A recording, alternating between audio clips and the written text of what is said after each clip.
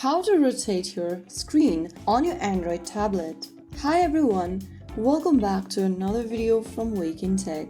If you're trying to watch videos, read comfortably, or just play games in landscape mode on your tablet, rotating the screen on an Android tablet is super easy. First of all, swipe down from the top right corner of your Android's tablet home screen and you'll see this control center.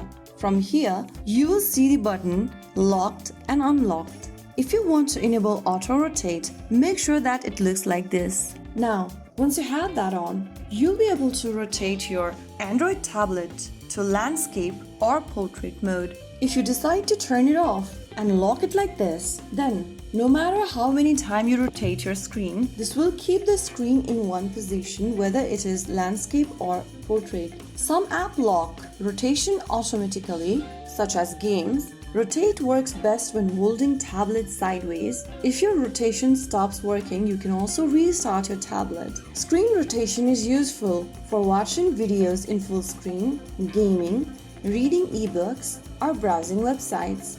Now you know how to control screen rotation on your Android tablet easily. If you found the video helpful, don't forget to like, share, and subscribe to our channel. I will see you again in the next video. Stay tuned and thanks for watching.